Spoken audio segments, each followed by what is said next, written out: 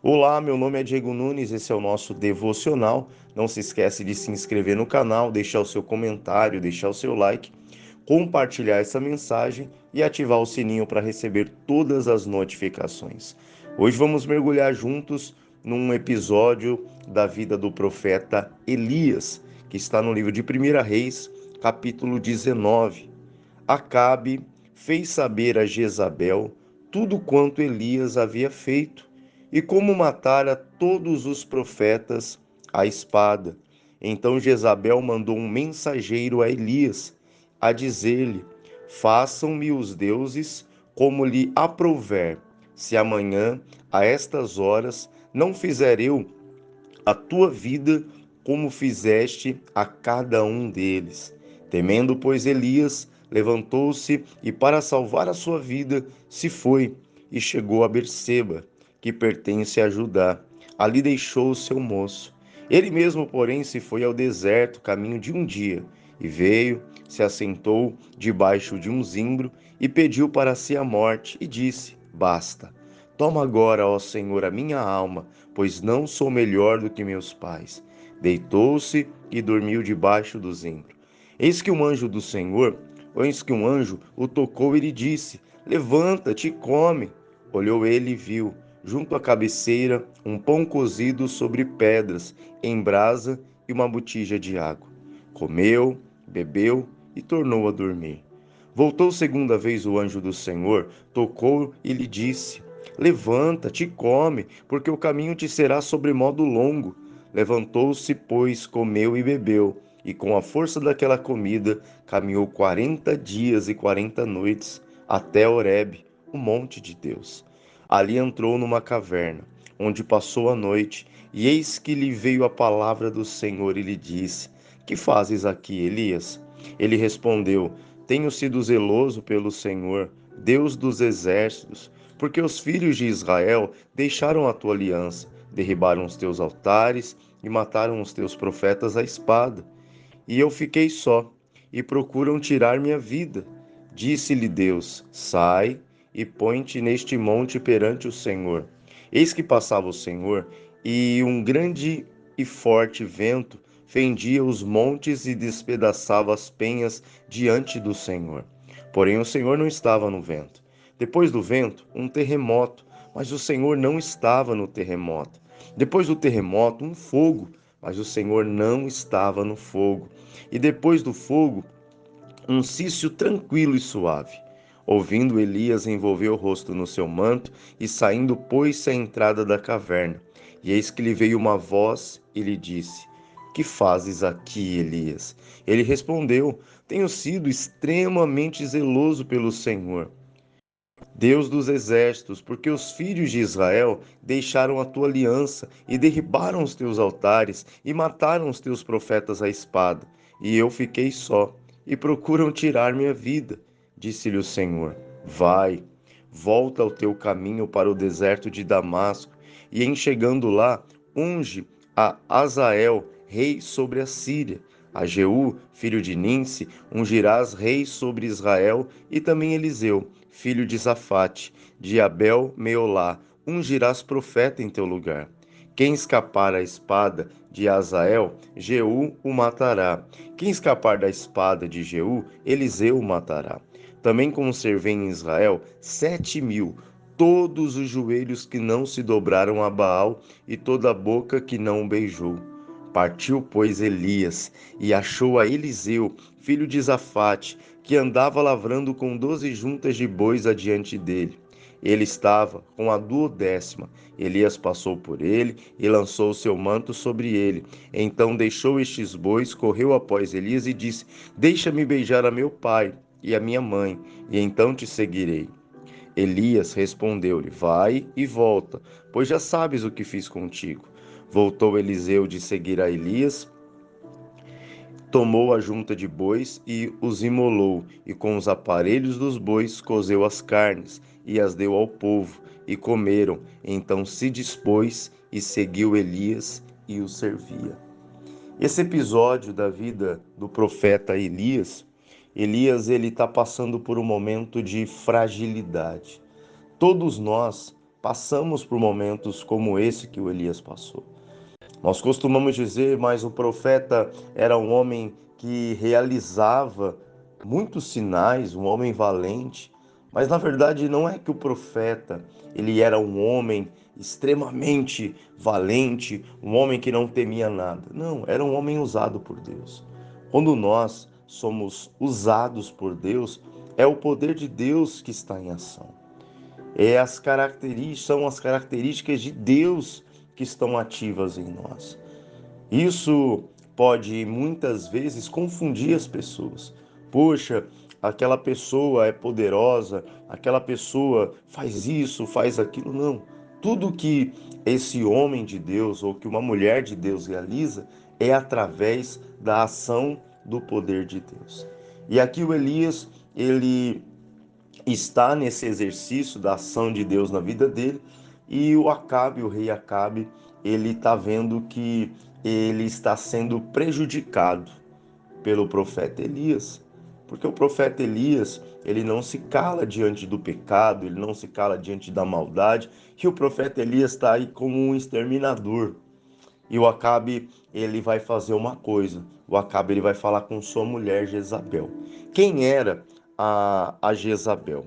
Jezabel é descrita como uma sacerdotisa dominadora e potencialmente religiosa, e se denominava porta-voz dos deuses. Isso fazia com que ela fosse chamada de profetisa. Ao casar-se com o rei de Israel, ela passou a governar de acordo com a sua cultura e religião. Como mística, ela passou a ser considerada sacerdotisa e ensinadora. Então Acabe é o rei de Israel. O nosso adversário, o nosso inimigo, Satanás, todas as vezes que alguém alcança o poder, ele se aproxima. Porque quando o diabo ele consegue dominar o coração e a mente de uma pessoa que está no poder, é como se o próprio estivesse no poder. A pessoa, ela é ali na empresa, na casa, no bairro, na vizinhança, alguém de poder, o diabo vai se aproximar para tentar dominar a mente daquela pessoa, e através do poder que aquela pessoa exerce, através da autoridade que aquela pessoa exerce, o diabo ele consegue dominar. E assim se fez com Jezabel. Jezabel se casa com o rei e passa ela a reinar, e não o rei. E na verdade não ela, né? Mas o mal que estava agindo na vida de Jezabel. Então você percebe que o papel até se inverte, né? O Acabe já viu um homem formado, um rei, passando por um problema e falar assim: eu vou falar com a minha mulher, eu vou falar com a minha esposa para ela resolver o problema. E a Jezabel toma realmente aí a rédea do reinado, e ela manda um recado pro Elias. Ela disse aqui no versículo 2: Então Jezabel mandou um mensageiro a Elias e a dizer-lhe: Façam-me os deuses como lhe aprouver, se amanhã a estas horas não fizer eu a tua vida como fizeste a cada um deles. Ou seja, eu vou matar você. Fica sabendo que você vai morrer. Pode mandar o recado lá para ele lá. Pode falar que ele vai morrer. Vou matar ele. E a Bíblia diz que o Elias, versículo 3, temendo, pois, Elias, levantou-se e para salvar a sua vida se foi e chegou a Berseba, que pertence a Judá. O Elias, quando ele ouviu aquelas palavras, a Bíblia diz que o Elias temeu. E Elias ele vai temer porque é normal, é natural que o ser humano sinta medo, porém nós não vivemos o natural do homem, vivemos o natural de Deus. O medo ele pode até por algum instante querer visitar o nosso coração, mas ele não pode permanecer. O medo ele não pode se instaurar em nossa vida e ali permanecer. É necessário que nós venhamos a expelir o medo da nossa vida. E olha o que esse medo ele vai desenvolver em Elias. A Bíblia diz que o Elias ele foge para salvar a sua vida, vai ali para Berseba e ali ele deixa o seu moço. Então Elias ele quis ficar sozinho. E tem horas que temos que ficar sozinhos, sim ou não? Talvez a resposta instantânea de todo ser humano é sim, eu preciso ficar sozinho. Mas eu digo para você, não. Não, meu irmão. Se tratando do homem, se você vai perceber na Bíblia que o primeiro problema que o Senhor resolveu foi esse aqui, ó, Gênesis 2:18. Disse mais o Senhor Deus: Não é bom que o homem esteja só, far-lhe-ei uma auxiliadora que lhe seja idônea. Quando você está passando por um problema e você está sozinho, você não tem quem te ajude em oração, em aconselhamento, em te incentivar a ficar de pé, fica muito mais fácil você tomar as decisões erradas. Fica muito mais fácil você tropeçar nas próprias pernas. Puxa, eu estou passando por um momento difícil. Você confia em alguém que é de Deus? Converse com essa pessoa. Mande uma mensagem para ela, diga, olha, essa semana eu tô me sentindo estranho, puxa, ora por mim. Olha, eu não tô me sentindo bem, ora por mim. Você precisa ter essas pessoas que oram por você na hora que você está passando por uma luta muito grande. É como chegar na empresa e você falar para alguém, olha, eu não estou bem hoje. E ali passa 10, 8, sei lá, 5 minutos, você entra num banheiro e ali alguém fica já esperto. Ó, fulano não tá bem. Bate na porta lá, vê se tá precisando de ajuda. Assim também é no mundo espiritual. Muitas pessoas, quando elas vão se afastar, quando elas vão cair, elas procuram ficar sozinhas. É uma estratégia do inimigo para que ninguém te ajude. Poxa, mas ninguém ajudou aquela pessoa, mas ninguém sabia que ela estava naquela situação. Então, o medo fez com que o Elias ele quisesse se afastar. Então, você precisa de alguém que lhe ajude. Você pode falar, mas me ajude no quê? Te ajude no que você necessitar. Então, vamos mudar essa frase. Tem horas que precisamos selecionar a nossa companhia. Nunca quero ficar longe dos que são de Deus. Ao invés de você falar, tem horas que eu preciso ficar sozinho, não, tem horas que eu preciso selecionar. Talvez de algumas pessoas eu realmente preciso me afastar, mas das que são de Deus, eu preciso permanecer ao lado delas. E no versículo 4, o Elias, ele deita debaixo de um zimbro, de uma árvore chamada zimbro. E Elias, ele estava diante do alimento e pediu a morte. E aí o Senhor envia um anjo e disse: Elias, come. Antes de pedir a morte, nós precisamos entender: não faça nada na sua vida, não faça nada na sua vida de barriga vazia. Tem muita gente tomando decisão de barriga vazia. O que representa aqui nessa pregação a barriga vazia? Mente e coração vazio de Deus. Tudo que o diabo quer é que você tome uma decisão enquanto você estiver vazio, enquanto você estiver sem a inspiração de Deus.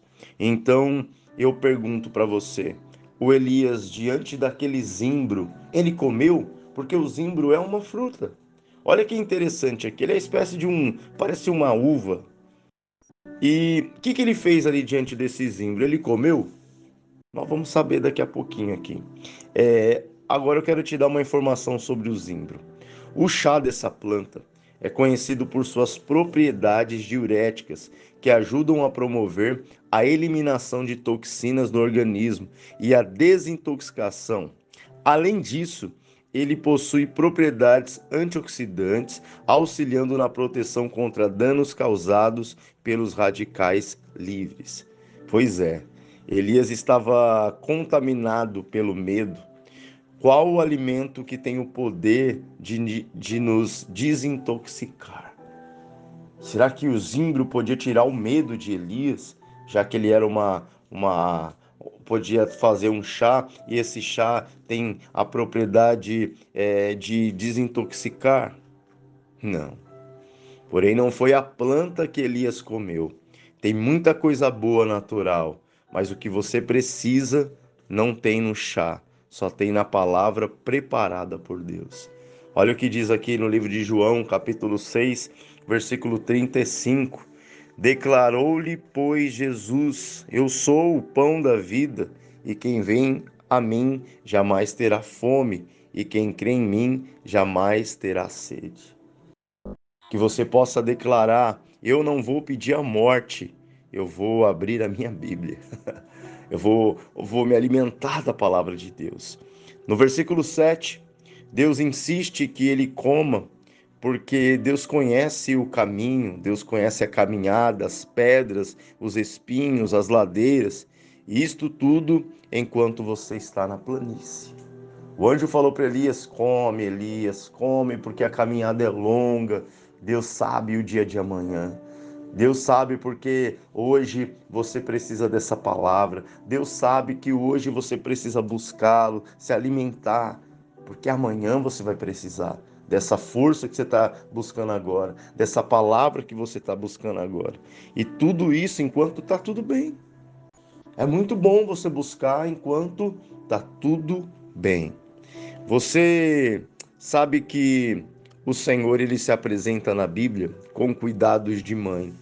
Ele é aquele que nutre e eu imagino uma mãe dizendo: "Filho, come, come, filho, mesmo sem fome". Eu imagino uma mãe falando para um filho isso. E aqui o Senhor está cuidando de Elias, como uma mãe cuida dos seus filhos, nutrindo ele. Elias, a minha palavra, ela vai te sustentar. A minha palavra, ela vai te alimentar.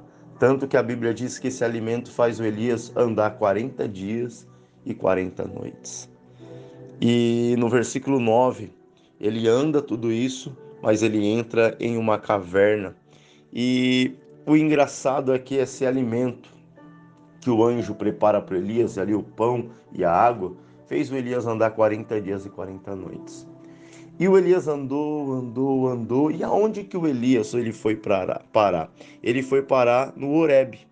E lá no Horebe, Elias entra na caverna e agora não tem anjo. O que se ouve é a própria voz de Deus. Para a gente entender melhor isso aqui, vamos lá para o Êxodo, capítulo 3, versículo 1. Apacentava Moisés o rebanho do Jetro, seu sogro, sacerdote de Midian. E levando o rebanho para o lado ocidental do deserto, chegou ao monte de Deus, a Horebe. Apareceu-lhe o anjo do Senhor numa chama de fogo, no meio de uma sarça. Moisés olhou, e eis que a sarça ardia no fogo, e a sarça não se consumia. O Elias ele andou, ele foi parar num lugar chamado Horebe, chamado Monte de Deus. E ali, agora, o Elias, ele estava em um lugar onde Deus falaria diretamente com ele. Muitas vezes nós clamamos: Senhor, envia um profeta para falar comigo. Senhor, envia um homem de Deus, uma mulher de Deus para me dar uma palavra. Envia alguém, Pai, para poder me alimentar. E Deus vai enviar. Mas tem momentos que é necessário você ir direto à fonte. É necessário de você se lançar em Deus para que Deus fale com você pessoalmente.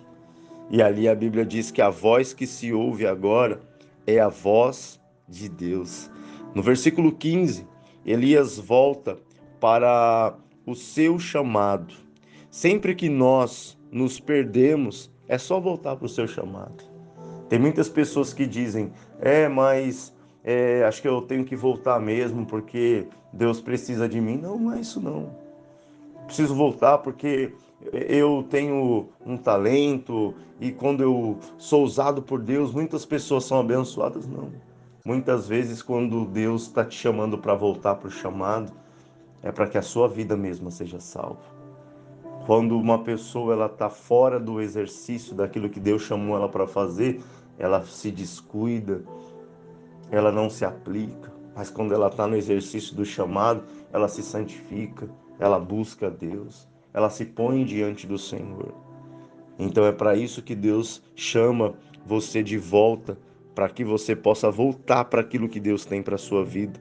Versículo 18: Colocarei em seu caminho pessoas com o mesmo propósito que o seu, e elas não vão deixar você parar. No versículo 18, o Senhor fala: Elias, eu preservei, eu conservei, eu separei 7.000 homens. Não é só você não, Elias. Tem muita gente vivendo o que você está vivendo, tem muita gente passando pelo que você está passando. Eles não se encurvaram diante de Baal, eles estão firmes que nem você está, Elias. Deus vai colocar no seu caminho pessoas com o mesmo propósito. Ele vai fazer junções de pessoas com o mesmo propósito. Tudo isso para você não parar. No versículo 19, Elias, ele volta para o seu chamado e no caminho ele encontra Eliseu. Se você estiver no exercício do seu chamado, Deus tem uma promessa para cumprir. Ele vai te dar sucessores espirituais. Imagino Deus falando: Elias, levanta, come, porque tem um Eliseu ali para você encontrar. Quando você está forte, Deus consegue promover outras pessoas. Pessoas que vão receber da unção que Deus te deu. A unção que você recebeu do Senhor, ela não é para morrer com você. Ela é uma unção para que você derrame ela sobre a vida de outras pessoas. E enfim, Eliseu, diferente do moço, não se ausentou da presença do profeta. Talvez alguém deveria estar do seu lado no momento que você mais precisou e alguém não esteve, mas Deus conhece alguém que estará do seu lado. Resumindo, sabe qual o problema de Elias? Fome. Mas hoje vocês comeram do alimento que fará vocês se levantarem e andarem. Não passe fome com uma Bíblia em casa. Não passe fome tendo conteúdos como esse que nós estamos desenvolvendo aqui. Não passe fome. Tem muita gente pregando a palavra do Senhor. Tem muita gente anunciando as maravilhas do Senhor. Não fique de fora disso. Não fique uma pessoa desnutrida espiritualmente, mas que você possa ter se alimentado hoje. Deus te abençoe, que essa palavra possa ter falado, ensinado, instruído, exortado, que essa palavra possa ter demonstrado o amor de Deus pela sua vida. Fique com Deus, um forte abraço e até o próximo devocional.